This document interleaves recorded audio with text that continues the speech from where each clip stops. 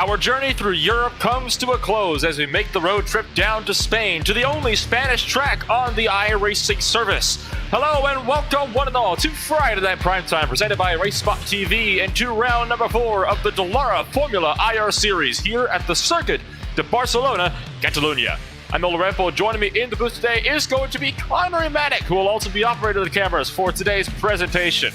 Now, Connery, it has been such an exciting first 3 weeks of the season, and I know that we are all expecting for the excitement to carry on over to Barcelona. We could be in for some really fast laps here today as well. Track temp is extremely cold, only 29 degrees, which is pretty cold considering we are still racing over in the wintertime here in Sim.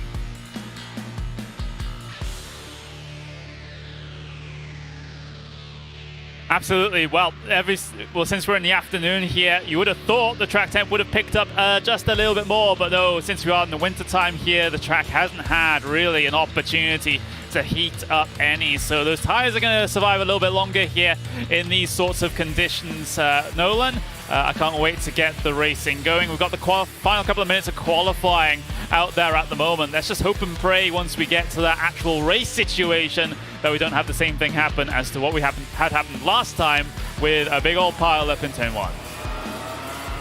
It is looking to be pretty windy out on the track too right now. No doubt that will play into a factor as well. It was looking at about 20 kilometers an hour of wind, which is kind of hovering around 7 to 11 miles an hour of wind if you decide to use the Imperial system. So no doubt that is having a factor on these cars as well. Already we've seen a couple cars stepping that back end out in qualifying, particularly in that final sector, which is just so incredibly difficult because that is where the car is really prone to stepping that back end out.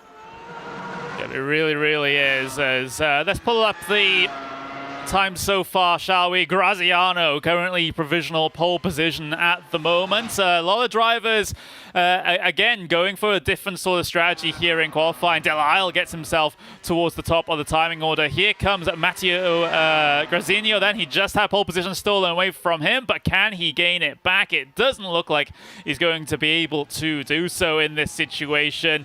Dallara, 0.2 of a second ahead of everyone right now. But going back to what I said about the different compound choices here in qualifying, we're seeing, again, yet more drivers decide to go for the mediums here for qualifying. This driver, Manuel Domingo, currently out there on the soft tires to set his lap. So remember, the compound you set your fastest lap in qualifying on is going to be the starting compound for the race. It doesn't mean the same set of tires. You can get a fresh set of whatever compound you set your qualifying time on.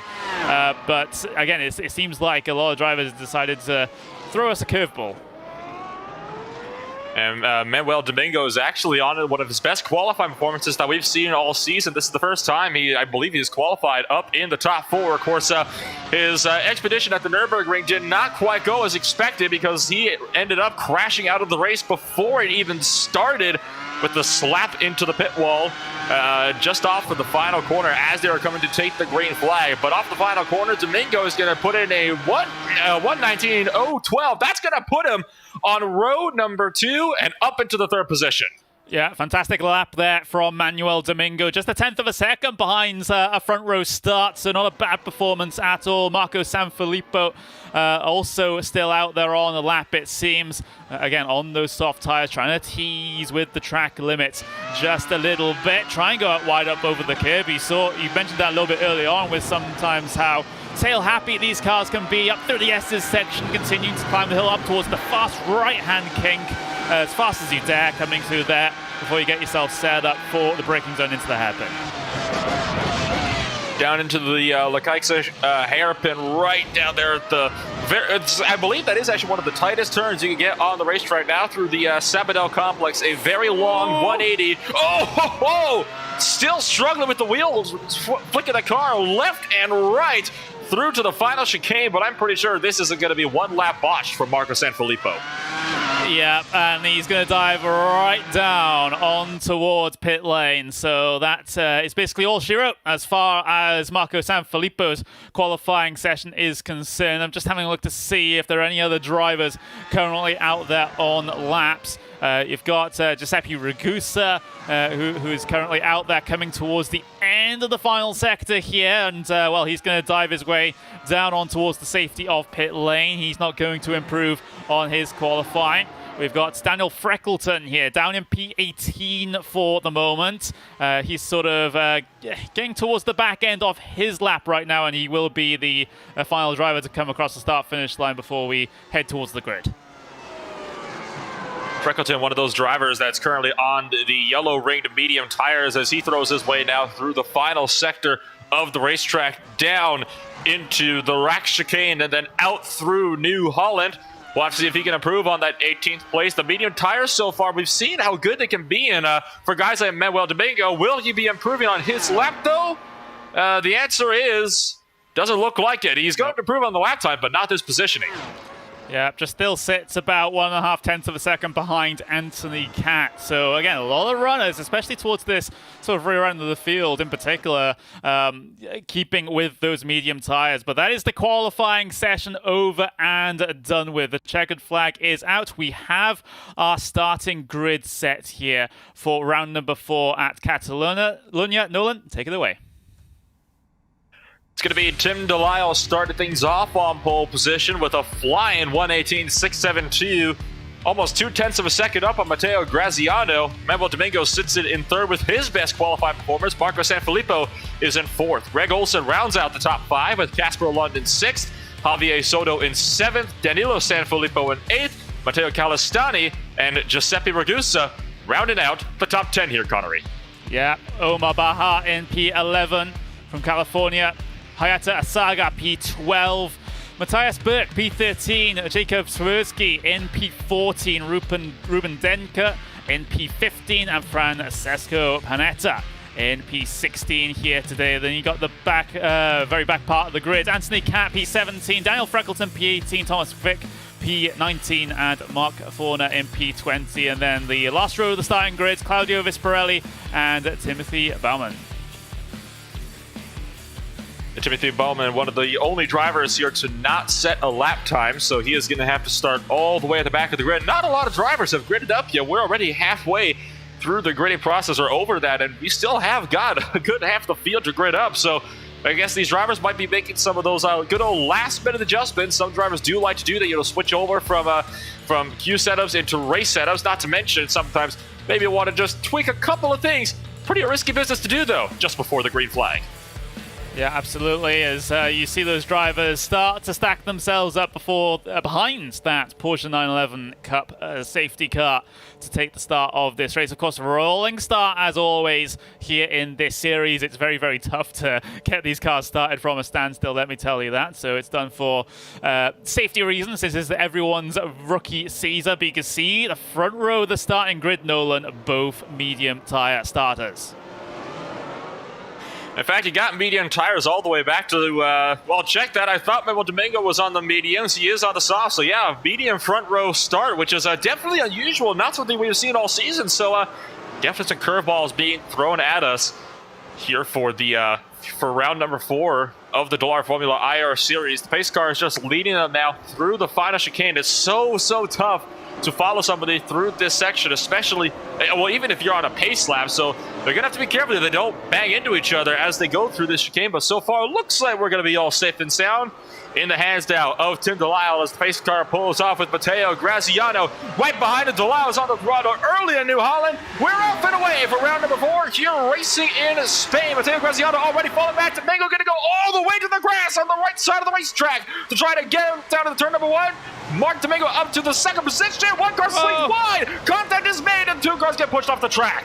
Yeah, I believe that was Casper Lund that overcommitted there down in towards turn number 1. He's in 5th place now, and he's going to get that position robbed away from him. And Danilo Sanfilippo, headed his way down the inside, and Lund is still having to try and defend from cars behind him. After that overcommitment, over-eagerness on the brakes into turn 1 almost collected a good couple of cars.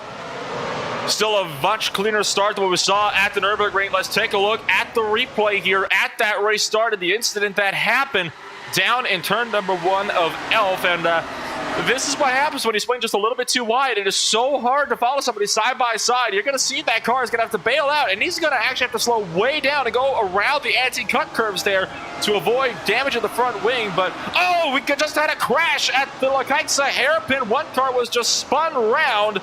And it was Casper Lund again. Ooh. That would dump him out of the podium. He was made contact by Javier Soto.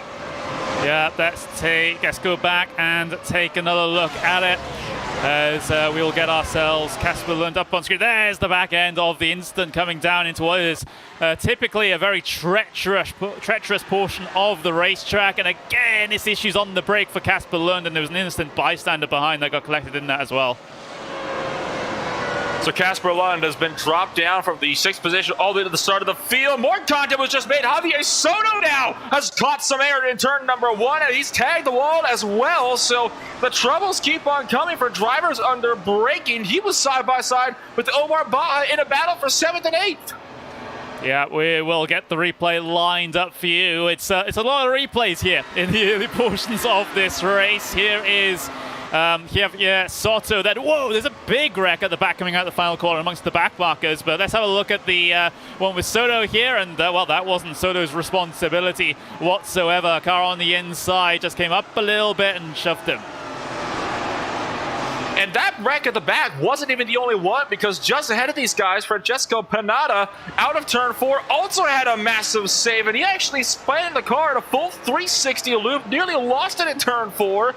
So it's just complete and utter chaos here in the opening laps of Barcelona. Certainly something we're not used to seeing at this racing facility. Well, not at this track, but maybe in this series we had a similarly chaotic round number 3 at the Nürburgring. But maybe not so much involving a lot of your front runners this time around. This is sort of your leading train that you see on screen for you right now. Dallara has been able to get a good gap right at the very front of this one. You're watching the number 10 of Sanfilippo heading his way around for the moment.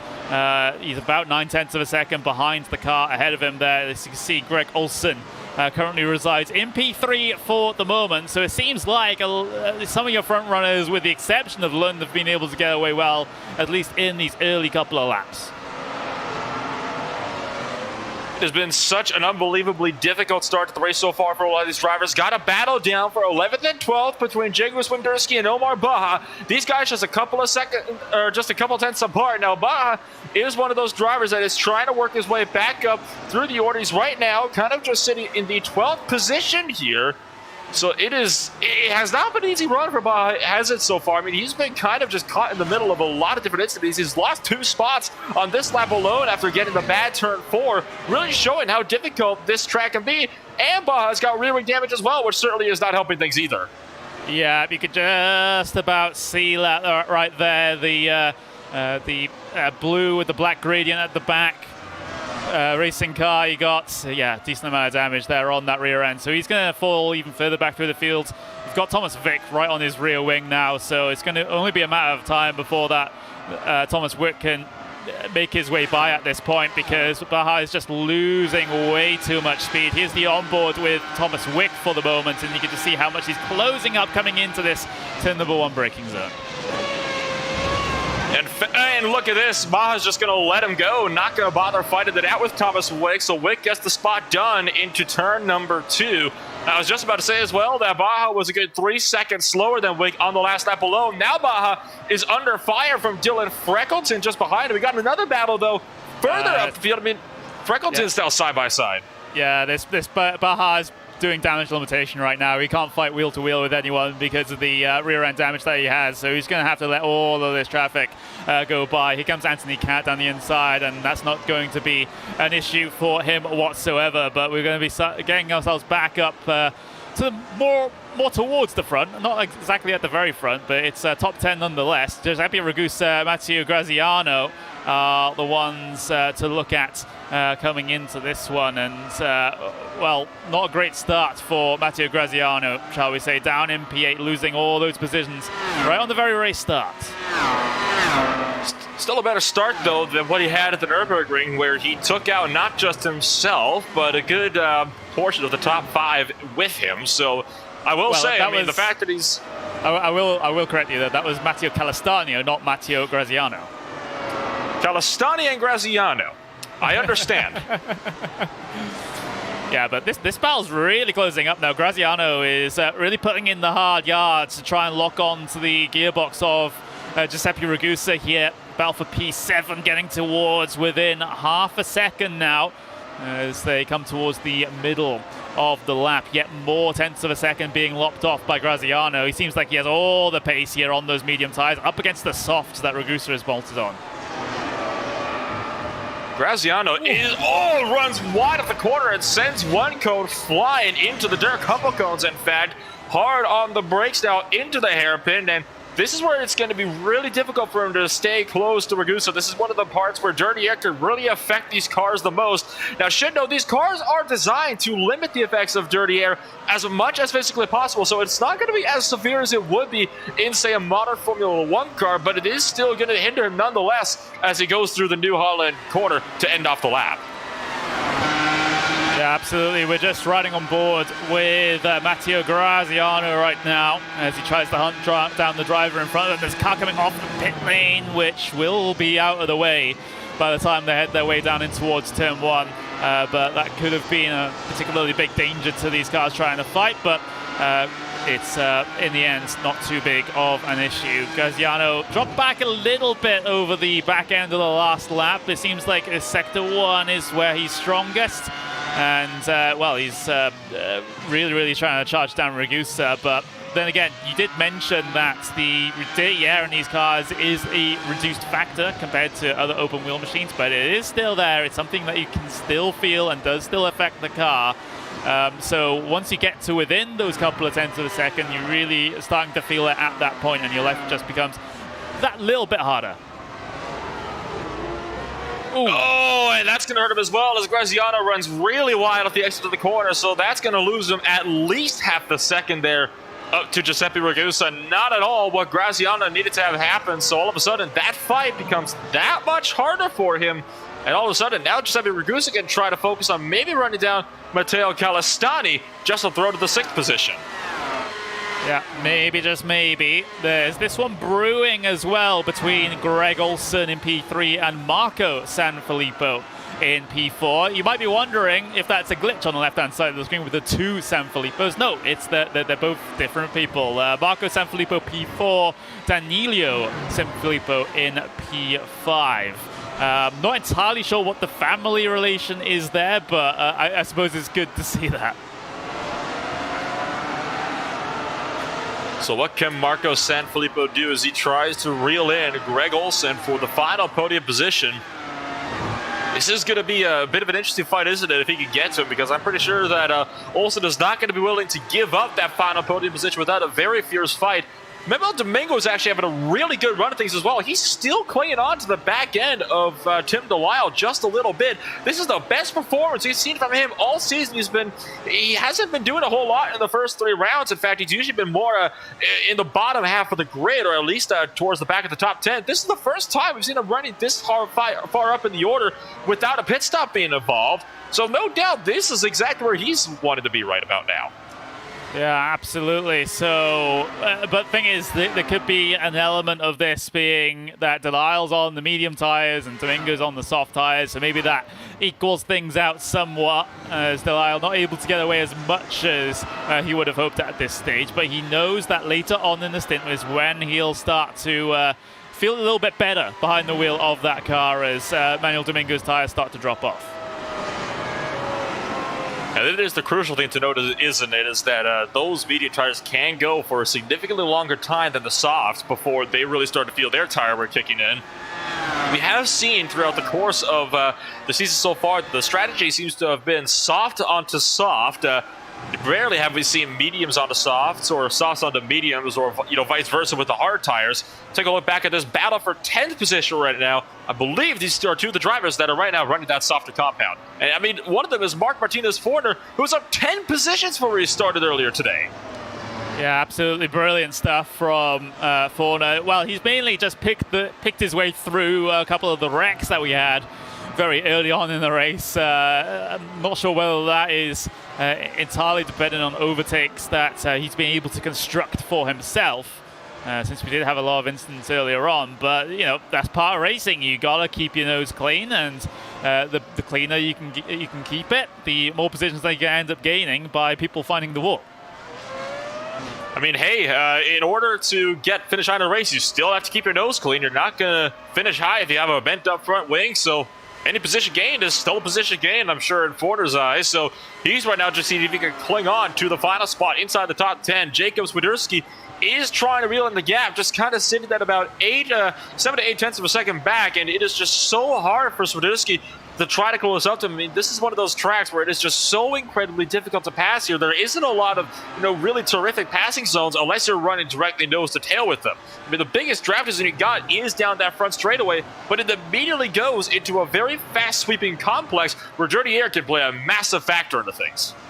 It really can. Your other big opportunity is heading into the hairpin before the final sector, and even then you're going to have to follow as close as possible through a very fast right-hander, the right-hand kink, which is what they're coming up to right now. So you can't really set yourself up for an opportunity diving down the inside into there. Of course, it is possible, but it's more of a case around here where the overtaking opportunities are hard to manufacture rather than there being any big heavy braking zones to send it down the inside. It's just the run up to those braking zones are not the ideal positions where you can size up for a move. And a lot of these corners as well are so one-lined that means that when two cars do get side by side, you're in for one heck of a treat, because either somebody's going to have to give or both cars are going to end up off the racetrack. I mean, that's what we saw, several times before in the past at this track, both in sim and in the real world. So, I mean, it does, kind of transfer over. It is so hard to pass here, so hard to go side by side through a lot of these corners.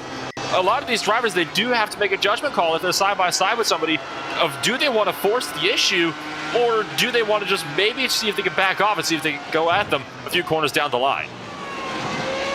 Yeah, it's going to be very tough. And a lot of those strategic decisions. Big twitch, big slide ahead of Swiderski, though, as Mark Forner has been able to find the wall.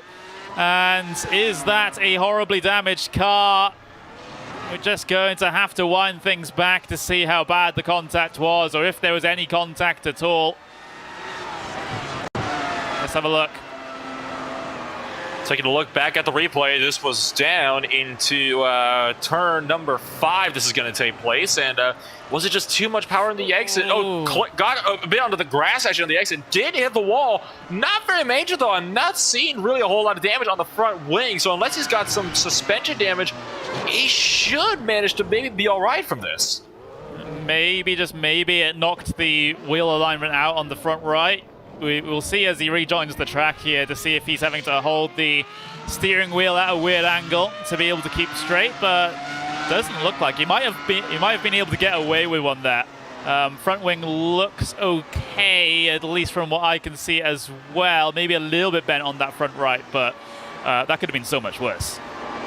A very lucky escape there for Mark Forner, who's only lost 2 spots because of that. He's only down to the 12th position now, so I mean, he is still up 8 from where he started earlier today, so still not a bad job for Mark Martinez Forner, and that's just showing just how delicate these cars can be as well, because that all started when he just clipped the grass the smallest little bit on the left-hand side of the racetrack, enough that you probably wouldn't have even noticed it, but that's all it takes to send these cars around, because they're just so reliant on the traction that these tires can provide. Mario Castani had a bit of a lock-up moment into the hairpin, and he's got to be careful with that gravel on the exit of the right-hander there. You don't want to be dipping 2 tires into any dirt or into any gravel or grass in these cars. It's the same sort of thing with many other cars on iRacing, let me tell you that. But this this trio head their way onto the pit straight then, P6, P7, P8, all in the same shot there and all closing up on each other as well. So I wonder if anything's going to happen here amongst these 3. Giuseppe Ragusa is there, the driver in the middle, looking to make some inroads.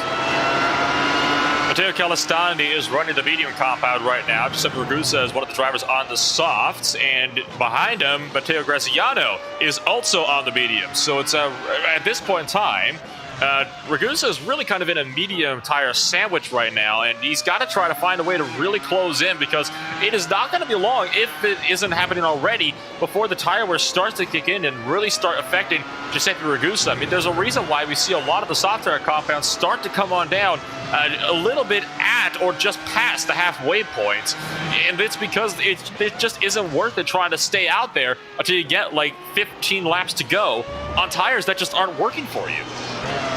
Yeah, of course, we haven't seen the appearance of the hard tires in these events so far, apart from the very first one, but that was because everyone was experimenting and the strategy hadn't been in any way established at that point, especially since we were a couple of days after a patch that had changed the tire wear. But it looks like everyone right now, mediums and softs for this first stint. I wouldn't be surprised if everyone goes on to softs for the final stint as well. Ragusa, though, he's got to be careful of the driver behind him now, because Graziano has gained a lot of time here over these last couple of laps. Look at that, 0.4 of a second a lap. He got 0.2 of a second on lap 10 just 3 laps ago as well. So Graziano is coming back into the picture after his poor start. I think what is really helping Matteo Graziano right now is that Giuseppe Ragusa keeps on compromising these corners because he's pushing so hard trying to get up to Matteo Calistani, and it's really starting to hurt the front end downforce on that machine, and Matteo Graziano is able to use this to just close right in. In fact, you saw it through the first couple corners right there. Graziano hugged the inside of turn 2 so we could get a wide arcing line through turn 3, whereas Ragusa is the one that hugged turn 3 all the way around and lost a couple more tenths over there. So at this point in time, I think it's down to the lines that Matteo Graziano is taking. He's going to be able to get around Ragusa here in a couple laps if he keeps up the pressure here. Yeah, Graziano is definitely on a charge, and now he's just a couple of tenths of a second separating him and Ragusa. 3/4 of a second to be exact, as they head their way into the final couple of corners of this lap. And Graziano has to be thinking, okay, I need to make this a clean slipstream pass, perhaps coming out of this final turn, coming in towards turn number 1, force Ragusa to make a decision. Let's see what happens here on the run in towards turn 1. Not going to be close enough, I don't think, this time around, heading into that turn, and Ragusa is going to have a little bit of help from the slipstream from Calistani ahead of him as well, so that kind of negates that out somewhat. But Graziano is looking particularly strong at this stage in the race, and it's only going to be better for him later on. Well, the longer into this first stint, the more his tires are going to be more healthy compared to Ragusa's, because of the soft and the medium difference. Graziano lost about a tenth of up to Giuseppe Ragusa on the last lap, and I think that is because the dirty air is now starting to affect Graziano in the lines that he is trying to take. He's still doing a really good job of keeping close as they throw their way back through Kempsa up towards the hairpin. It is just so incredibly difficult to maintain a really small gap here at this racetrack, and I think Graziano might have to wait until the tire wear comes in a little bit more for Giuseppe Ragusa before he's going to be able to think of going for that move. Remember, this is one of the drivers that started on the front row. Had a very poor start, which cycled him all the way back. But he's definitely back in terms of the pace, shall we say. You can see how nervous the car is coming through those final couple of corners. Back end always wanting to slide out. You have to be very, very careful on the throttle in these cars. You don't have any traction control, you don't have any help from any other systems. It's just 900 horsepower worth of naturally aspirated engine going into the rear axle, so there's a lot of power at your fingertips. Certainly is. I mean, the only car that has that much horsepower on the surface is, I believe, the Porsche 919. That is an LP1 machine that does have traction control, stability control. Oh my goodness! No! Graziano spins it and makes contact with Francesco Panada as they were trying to lap him. Yeah, he was distracted. He tried to go down the inside of Panetta and just ends in tears, and he's not got a front wing any longer. We will cycle things back just a little to see what has happened here. And, well, we saw it on the onboard, didn't we? Going to the inside on lap traffic, and the car just swapped ends. That's so unfortunate. And the contact afterwards is not great either. He might have gotten away with it if the contact wasn't made in the aftermath, but now his day's basically done. Oh, absolutely. I mean, the front wing was completely sheared off of the car, so he has to come in this lap in order to make that work. And oh my goodness me. I mean, the contact was just the nail in the coffin. He would have been able to survive that and take a ride aboard with Panada. I mean, just runs over his front wing. I mean, I think Panetta could have done a little bit of a better job keeping to the left. But I mean, there is only so much you can do. You saw how far you had the wheel cranked to the left. It just cranked to the left a little bit too late. So now Graziano comes down to pit road, and if he does come out, it is going to be a very difficult job for him to even get back up into the top 10. Yeah, So the day goes from bad to worse for Graziano. There might even be a little bit of suspension damage on that one as well. I wouldn't be surprised, but I was sizing myself up for that battle, Nolan. I thought it was going to be some of our only overtaking action here today, but well, unfortunately lap traffic gets involved. The initial incident definitely wasn't lap traffic's fault. It's just that Graziano was a little bit too eager down the inside, locked up the rears, it looks like, and spun the car around. Nothing the lap car can do about that, but yeah, that's unfortunate. Matteo Graziano is back out on the track, and I believe down into the 16th position right now, and he is looking pretty darn close, actually, to the 15th place car as well, as we watch the battle for 6th on the racetrack between Matteo Calistani and Giuseppe Ragusa. Now Ragusa does not have to worry at all about getting around or about having to fend off Graziano. I'll tell you what, though, that battle for 15th and 16th is actually pretty darn tight here. Graziano really wants to find a way through. No, that little thing you just saw on the on the timing screen was a car on pit lane, and Graziano really driving in there. There's Claudio Visparelli. Graziano's really trying to push that car now. I'm amazed that they were able to. Well, I'm not amazed they'll be able to put the front wing on, but I'm amazed he's avoided really much any further damage from that incident. And well, he's going to have a bit of fun trying to overtake some of these cars. Big slide coming out the final chicane. He's got medium tires on. I think he did change those coming down on towards pit lane, so he'll definitely be able to get to the end from this point, but it's not in the fashion that he would have wanted. Oh, runs a bit wide through turn one as well. That compromised him a little bit. The car in front of him is running soft tires, and by now the performance difference between fresh mediums and old softs is going to be absolutely massive. Matteo Graziano has been trying to find a way around him this entire lap because he is definitely being held up right now by Visparelli. But the thing is, Claudio Visparelli is on the lead lap and fighting with him. He does not have to let him through, even though it is so obvious that Graziano is faster. Yeah, it is pretty obvious, you know, even if you just look on paper. Look at that, you can just carry so much more speed coming through the S's section, now through the fast right-hand kink, and I wouldn't be surprised if we see a dive to the inside for the hairpin from Graziano here to try and get himself past Visparelli. There we go, move down the inside, and he'll just about have the move complete. So we kind of expected that one, though, Nolan. Certainly did, and Visparelli finally decided enough is enough, and he decided, all right, I'm just going to let him have it at this point before he takes us both out of the race. Matteo Calistani still trying to see if he can keep Giuseppe Ragusa at bay. Is it just me, or is he actually starting to close in a little bit on Danilo Sanfilippo, just ahead of him as well? Yeah, Sanfilippo had a bad lap on that, well, last lap. He lost about half a second, which has brought him back into this fight that was currently going on for P6, but you might as well say it's a fight for P5 at this point due to Sanfilippo losing all of that time. Danilo Sanfilippo, I should clarify, because we have Sanfilippo's in both P4 and P5 at this point, but heading their way through the final corner. Calistani again trying to get as much out of the track limits as possible, trying to slipstream all the way down in towards turn number one here. Another bad lap on that last lap from Danilo Sanfilippo, so maybe starting to struggle with some soft tires that have gone about 19 laps at this point, coming towards the end of their lives. Well, I mean, did you have to note as well, though, that Giuseppe Ragusa is also on soft tires, and he has not been struggling as much as Danilo Sanfilippo has been. In fact, Ragusa has still been able to keep right up to the back end of Matteo Calistani. Of course, he lost a little bit of time the last lap because of how much Calistani reeled in Sanfilippo and was able to use the draft to pull away a bit more. But it might be that Danilo Sanfilippo might just not be the best on old soft tires. He might consider coming down the pit here within the next 3 or 4 laps or so if he continues to have bad lap after bad lap like this. It's 2 poor laps in a row for Danilo, but might have been able to gather things together for this one. He started to extend the gap now compared to Calistani, so it might have been a little bit of a blip there.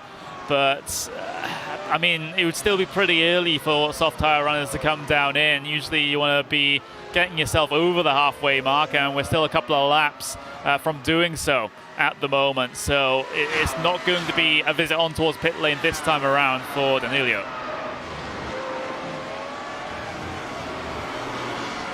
So down into turn 1 we go once more through turn 1. So we're going to have to see here if this is going to change how the battles shape up. I think this is really the trap where we're really going to start seeing the tires come into play in a very big way. I mean, we haven't seen them play too much of a role in these races, but I think this could be where we really start to see them come in.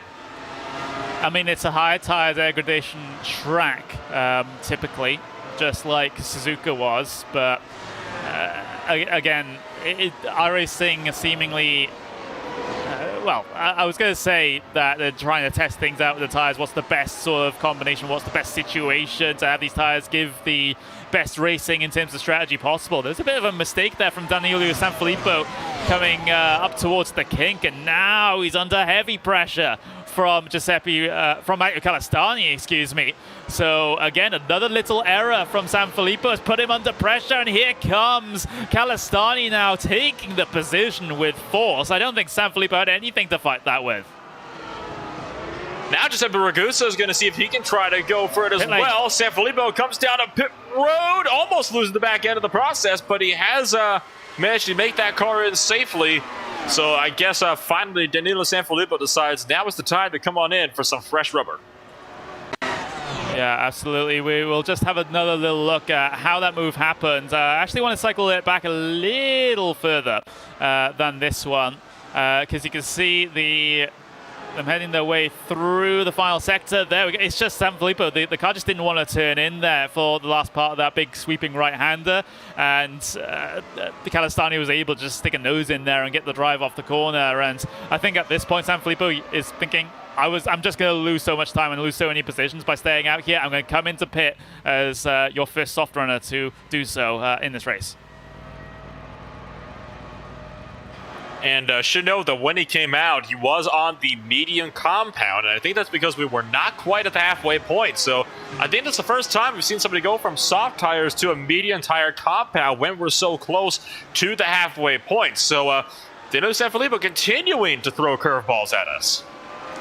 Yeah, and it's going to be interesting because will that little undercut that he's now attempting keep him ahead of this train, because Calistani for sure is going to go as long as possible on those medium tires. He won't be coming down until the fuel commands him to at this point. Ragusa, though, he had the opportunity to potentially respond. Meanwhile, Manuel Domingo is down on towards the pit lane. There he is. So this was your driver in second place, going on to a fresh set of soft tires, and he'll cycle back out there in that 6th spot, maybe even 7th if he beats the car coming down on towards turn number 1. Yes, he is securely ahead of traffic. Does have to be a bit careful because cold tires can be very, very slippery, and he's still on a decently cold track, all things considered. So he's just got to be a bit careful. You want to make sure he doesn't back himself up into Hayata Asaga just behind him. But Asaga does have to come in and pit as well, yet Asaga, of course, still running on old softs as well. And now it looks like Manuel Domingo has managed to get those tires up to temperature a little bit more, and he's going to be able to start to gradually extend the gap. Yeah, so we're just waiting for at least Ragusa to come down towards pit lane, because this is going to be the fight between him and Danilo Sanfilippo once Ragusa decides to head his way down towards pit lane, because Sanfilippo's gotten himself a 1-lap undercut so far. If Ragusa stays out, it'll be 2 laps, etc., etc. So Ragusa not going to come down on towards pit lane this time around, and well, that just works into Sanfilippo's favor a little bit for the start of the second stint, but remember, he'll be on older tires for the rest of the race from that point forward, and Ragusa will be able to come back at him on fresh softs. Exactly. I think that's I think at the moment what I think he's hoping for as well is for Ragusa to continue to get a little bit more held up in the dirty air.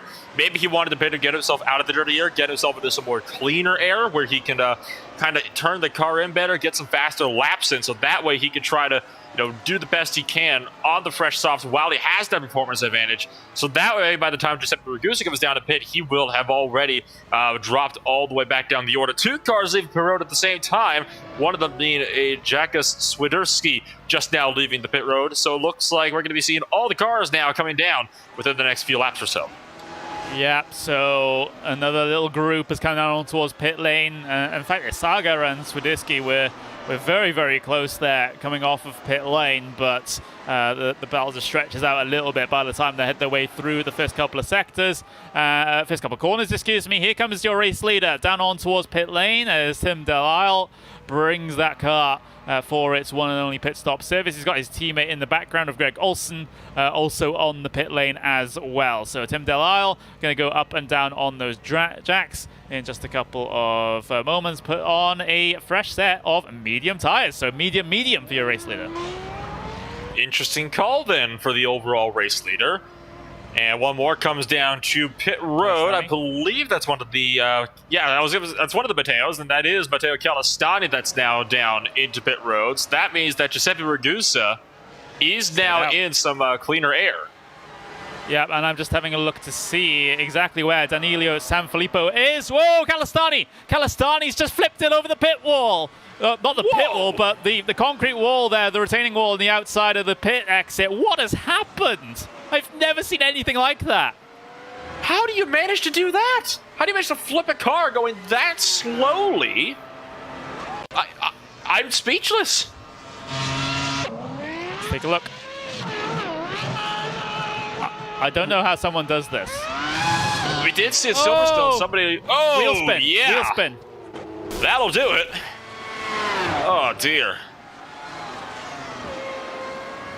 Well, I think that's going to put a very premature end on Matteo Calistani's day. Definitely a memory he's going to want to forget.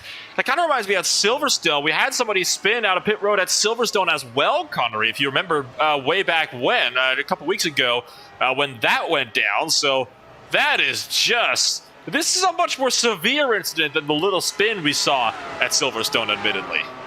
Yeah, Calistani involved in weird incident after weird incident, I suppose. But let's have a look at Giuseppe Ragusa's pit stop then. Remember, he's also battling with Danilo Sanfilippo, who's now coming down on the pit straight here. Where is Ragusa going to come out? He's going to come out just ahead. There he is, down in towards turn number 1. So Ragusa has been able to cover off the undercut attempted by Danilo Sanfilippo.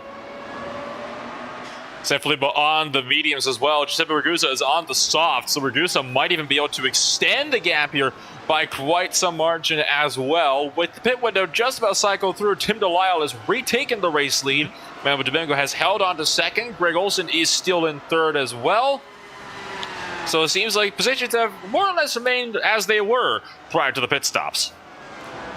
Yeah, no big surprises apart from Calistani deciding that he wants to do a burnout on pit exit and finding a concrete barrier instead of the racetrack. But apart from that, no big dramas through the pit stop phase. There's Tim Dallara, has a 3-second advantage just about over Manuel Domingo at the moment. A smaller race lead than what Martin van Loozenhout was able to do at the Nürburgring, which was absolutely dominating. Domingo's been able to keep Dallara honest here, but again, it's nowhere near close enough to be able to challenge. The gap is about 2.8, almost 2.9 seconds at the moment between Domingo and Dallara. So if Dallara does make one mistake, like we saw Van Loozenhout make at the Nürburgring, it will be more than enough for Manuel Domingo to sweep through and take the lead. Of course, the difference is between these two is that, while Tim Dallara does not have a really big gap to play around with and make those major mistakes, Van Loozenhout did. In fact, I believe he had, what was it, like a 20-second gap or something like that, back to the second position last week? Yeah, it was something like that. He was able to have that error and still come out clean in the race lead, but Dallara doesn't have that luxury here. 3 seconds can all be gobbled up with one small spin, one small slide, and all of a sudden Manuel Domingo's in your slipstream, and you'll have to try and defend for the race lead. So Dallara can't rest on his laurels here for the final half of the race, but having a look up and down the field to see if there's any close battles. The closest one is still the Ragusa and Sanfilippo battle, but that's extended up to around about 1.5 seconds now. And that, of course, is due in part to the pit window, and likely it's only going to continue to grow as Ragusa is on the better performing compound, at least at the start of the stint. So if Danilo Sanfilippo is going to close in, it's going to have to be, he's going to have to wait a good 5 to 7 laps probably before he's going to be able to really be able to start closing in that gap. If he's going to be able to start closing it in at all at this point, because at least on the relative, it just extends, and Ragusa really stretching his legs on those fresh soft tires. So personally, I don't think this is going to be a battle coming towards the end of this one. So we might have a little bit of time just to do some RaceSpotTV fan immersion. And do you have any particular driver, Nolan? Well, why don't we take a ride on board with Danilo Sanfilippo while we're at it here, see if he can manage to close in that gap any bit more on those fresh mediums. Here we go. Let's listen in.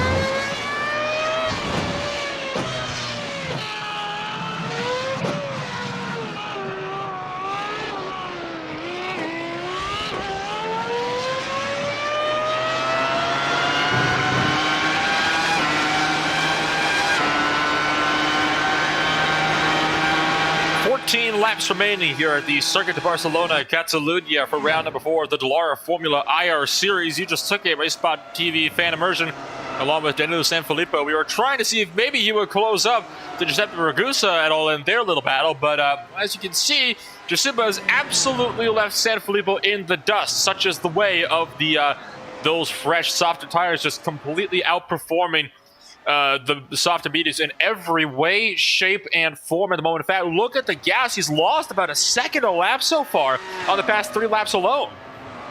Yeah, that's a very, very big margin to be losing at this stage. So, yeah, Sanfilippo just continuing to drop even further back. Maybe he'll start to come back into things coming towards the end of the race as those medium tires can survive a little bit deeper into the stints compared to the soft tires of Ragusa. But even then, I don't think it's enough to surmount a gap like what Ragusa is trying to develop at this point. So P5 seems to be on decent lockdown for Giuseppe Ragusa, as that gap is now extending up to about 6 seconds.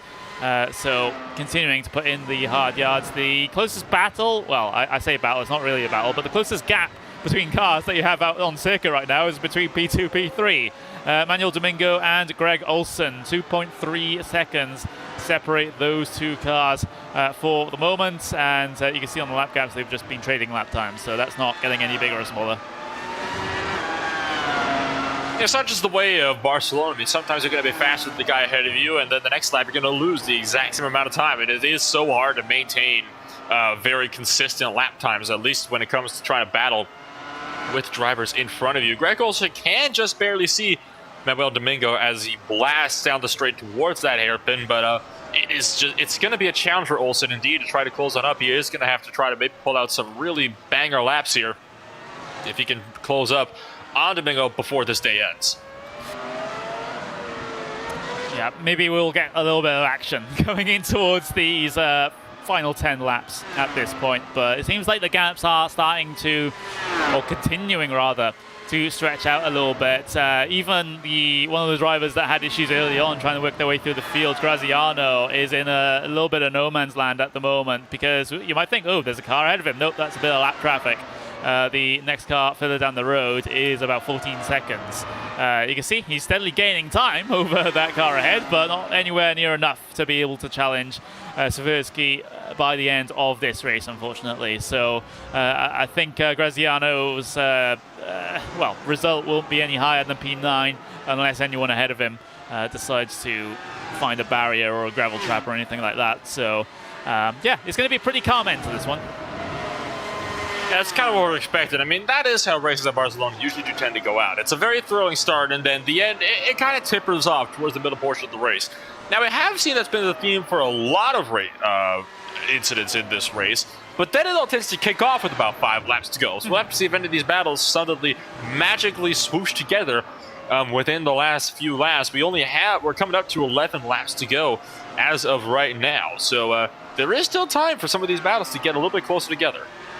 Still a little bit of time, but I'm not holding out much hope at this point. It does give us a little bit of room to discuss some other topics, though, like the fact that this Dallara is poised to be, have a world championship surrounding it towards the end of 2021.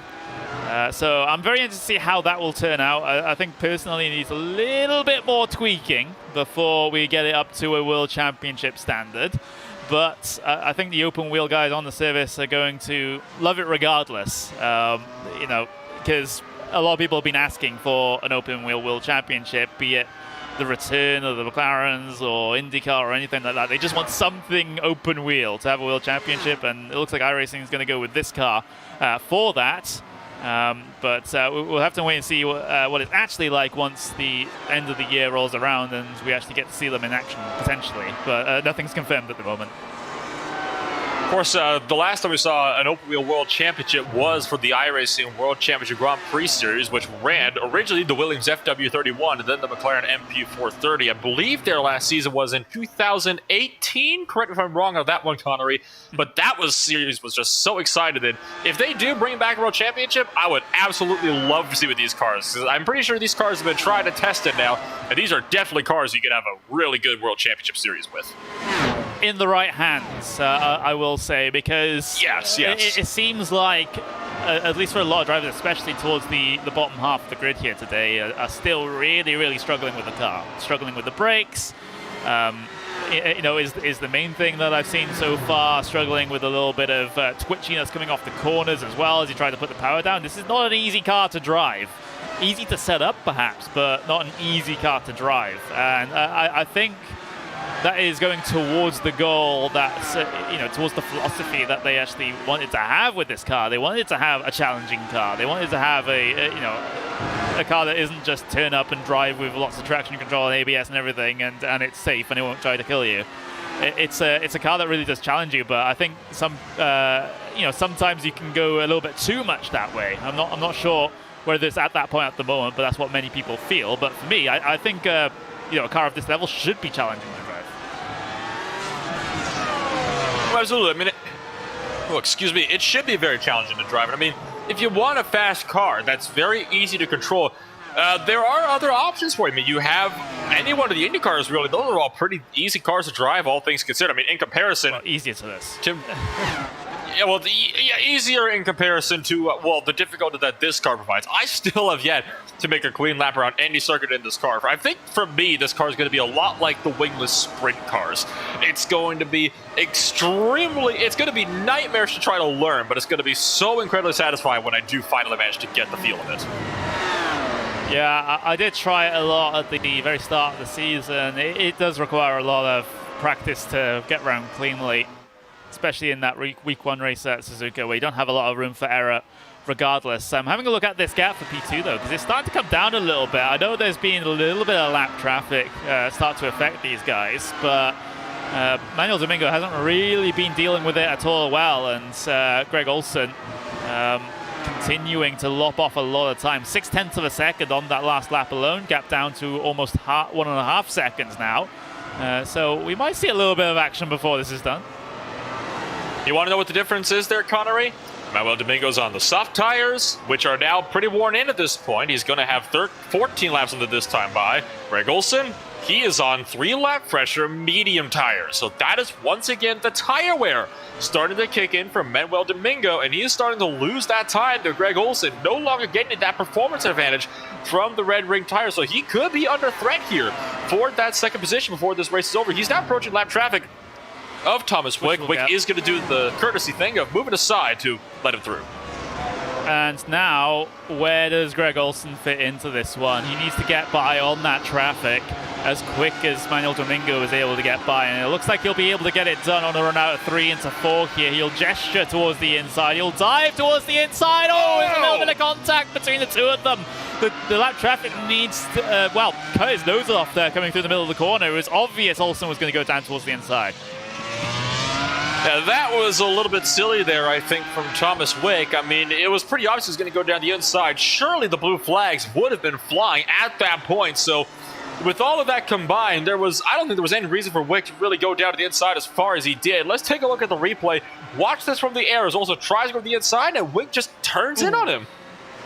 Yeah, well, as lap traffic, you don't need to make it easy for the leading lap cars to make their way through, but you also don't want to make contact with them in the middle of the corner. Yes, it was a big lunge from Olsen, but it was telegraphed and should have been looking in the mirrors.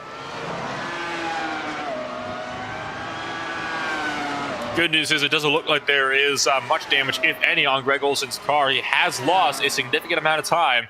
The gap is now going to be up to roughly 2.3 seconds now as we head down towards turn number 1. Well, 2.4 seconds, excuse me. Down to 2.3 again. It really is fluctuated a lot as you go through these various sections. I wonder if Greg Olsen has lost too much time, though, to really reel that gap in anymore, though. Well,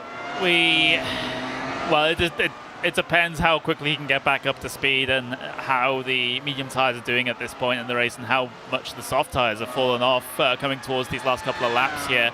That's going to be the main thing. Greg Olsen, he actually pitted 2 laps later than Domingo, in addition to going for a harder compound in the pit stop as well. So that's going to work out in his favor here. But whether or not it's 2.3 seconds worth of an advantage before the end of the race, it still remains to be seen. So we'll just have to wait with bated breath at the moment. No doubt, Manuel Domingo, that was exactly what he wanted to see in his beers. He was really hoping that Olsen would get held up by the lap car, and I think being held up is a little bit of an understatement in Olsen's case. That's definitely the last thing that Olsen wanted to see, especially with how politely Thomas Wick moved aside to let Manuel Domingo through when he had about a similar gap to him. So that will leave some pretty hurt feelings. you definitely don't want to be known as that one car that cost somebody another spot on the podium. Someone said in the... Oh, wait, that was you saying it in the chat. Sebastian Vettel intensifies. Yeah, blue flags, blue flags. The blue flag's not respected in the FIA manner, I should say. In iRacing Sport and Code, it's only advisory. You don't have to move out of the way in that situation. But look at this, though. You said it was about 2.3 seconds a couple of moments ago. Look at that, 1.6. And what did I tell you about how it's all going to kick off here in the last 5 or so laps or so? Well, guess what? We're just on the cusp of 5 laps to go. So it looks like we're all being able to make some predictions here today. Yeah, potentially. I'm seeing someone spun, perhaps? Hayata Asaga. Whoa! That's a big one. Whoa. That's a big one indeed. And Hayata Asaga is now out of this race. What has happened? He was battling, actually, with Jacob Swiderski. This was all the way down the pit straight, so we're going to take a look at this one here. I think this might have been wheel-to-wheel contact here, Connor. Watch as Swiderski tries to go around the outside. Here comes Asaga trying to come back on him, and yep, wheel-to-wheel contact sends him slamming upside down into the tire barriers.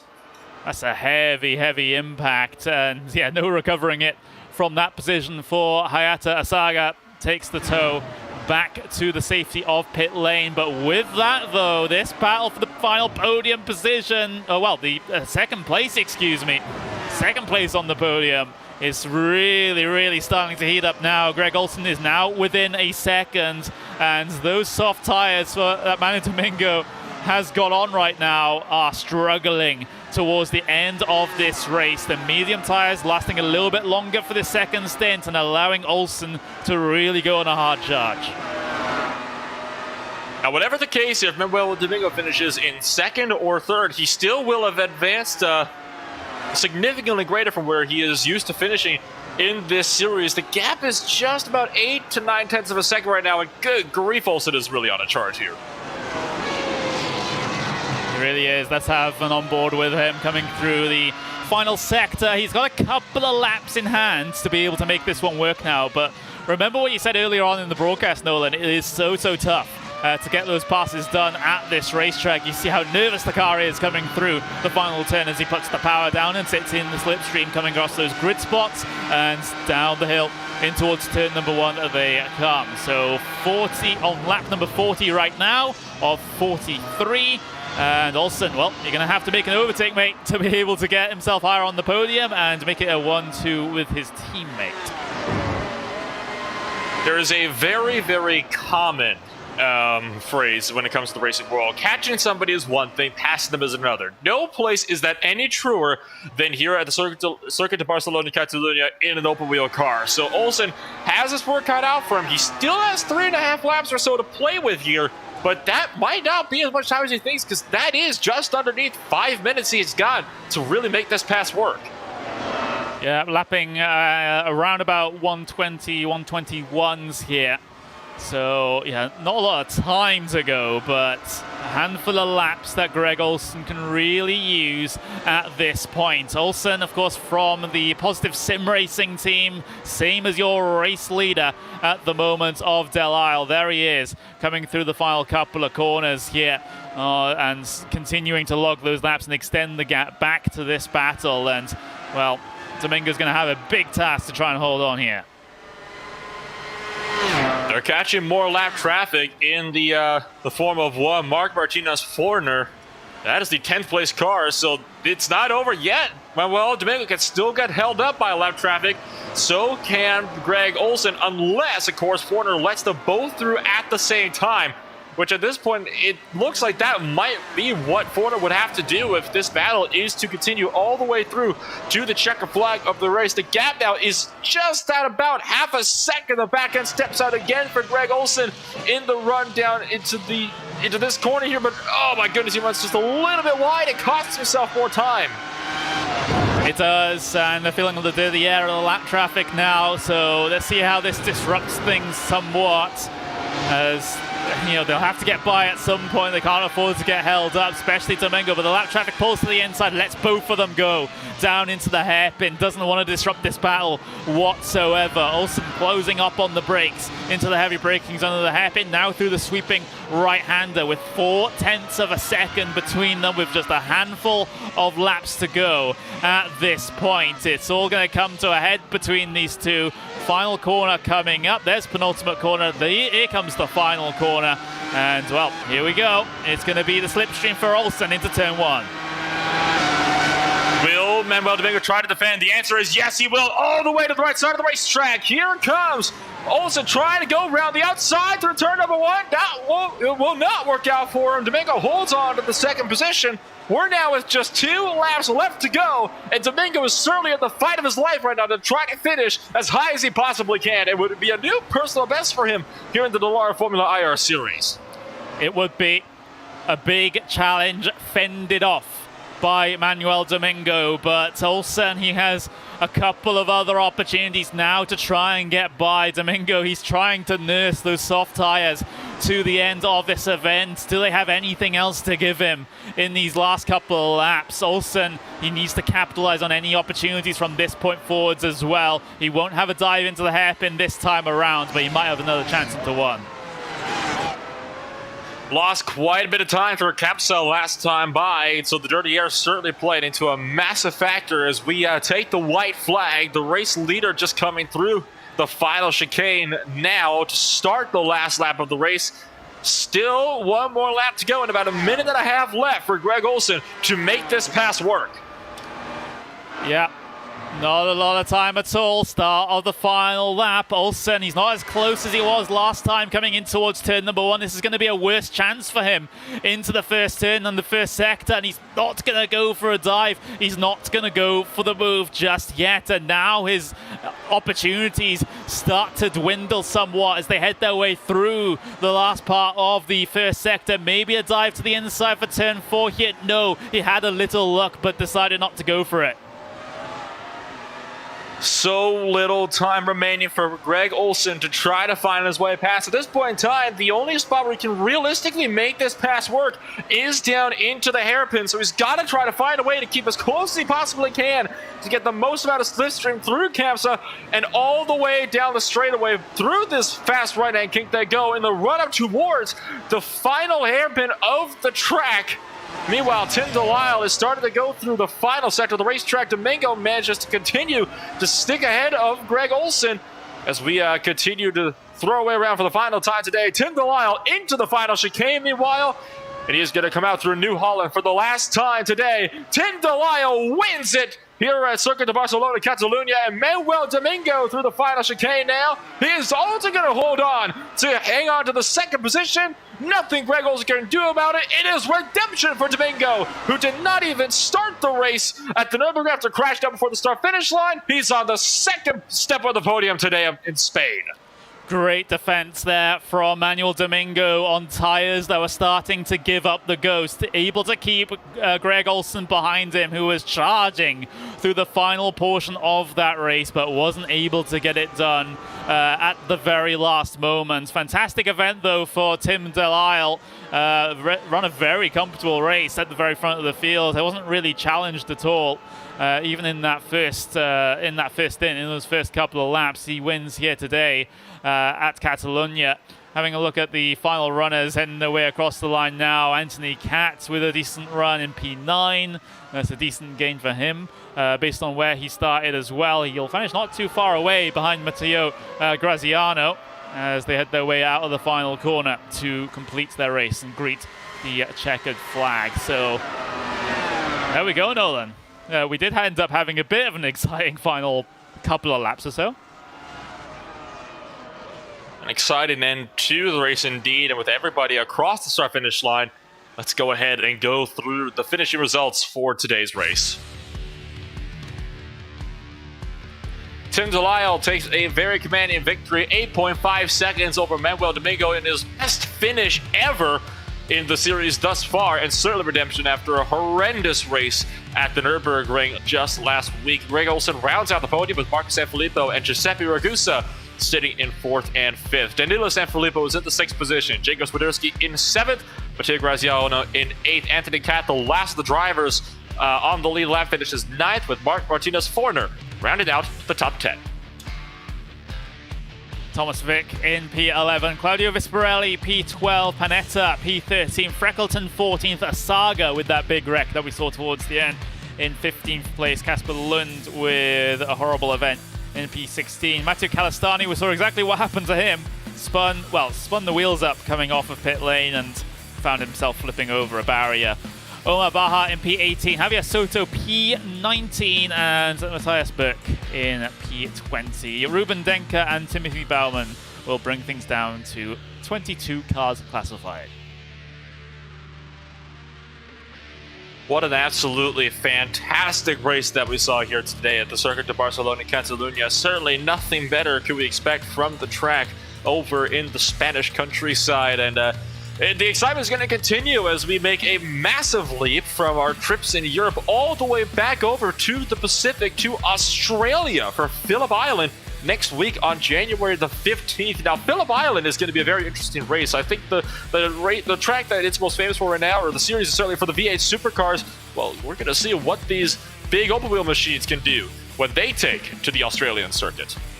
Yeah, that's going to be a very, very interesting round indeed, but I look at the round straight after that and think that's going to be so much better. Long Beach is new track to the iRacing surface, looks absolutely amazing, and many people thought it wasn't going to be finished at any point, but they managed to get it done, and these cars around there, I'm not saying it's going to be fantastic racing, I'm just saying it's going to be pretty entertaining to watch. It should be entertaining to watch indeed. I mean, there probably isn't going to be a lot of passing at Long Beach because it is, of course, a street circuit, but the attrition rate is definitely going to be significantly higher than we usually see, because that is such an unforgiving track, especially in that final sector. Would not surprise me if we saw 1 or 2 roadblocks down at down at that very famous hairpin onto the front straightaway. Well, I gotta say, I think even before the green flag, you might have some interesting things happening back in the pack, because it's a rolling start coming into that hairpin. And believe me, I was part of one on the preview show for this build that we produced on RaceSpot, and I got hit in the right rear wheel arch in the GT3s coming through there. So it's not fun on a rolling start, and with how big these cars are, it's going to be more interesting for them. It's going to be certainly a very interesting run indeed. Of course, Phillip Island, no doubt, going to be interesting. That track is also tight. It's very sweeping. Dirty air could play into a factor, but I believe that track has enough more interesting qualities of its own with the inclusion of quite a few tight hairpins that it should pretty much resolve itself. Well, it does look like that is going to be all the time we are going to have for one day, and we're going to have to close out this presentation of Friday Night Primetime here on RaceSpotTV. I've been Ola Rempel, bringing you all of the action from start to finish, with Connor and Maddie helping me out in the commentary box today and working the cameras down in the producer's chair. Special thanks to It's Fun Below at TrackCams22.com for giving us the cameras to use that you saw from start to finish in today's presentation. But thank you all for joining us once again. We'll see you all in Australia.